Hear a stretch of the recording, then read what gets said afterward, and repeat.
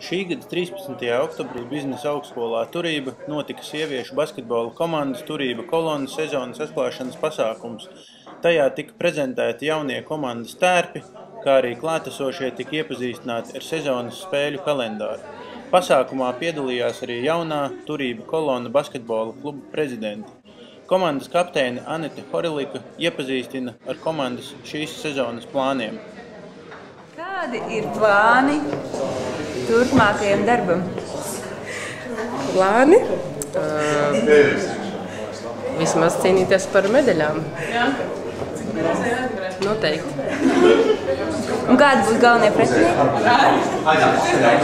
Visi pretinieki ir svarīgi. Nav tādas spēles, uz kurām ir jāiet ar nodurtu galvu. Mums šodien ir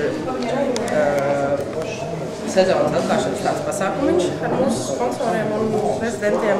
Šis ir mūsu jaunās formas.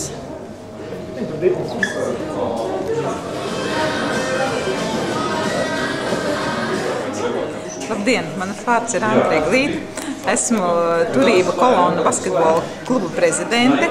Man prieks ir atklāt šo sezonu un esmu lepna, jo Latvijas sieviešu basketbols ir Latvijas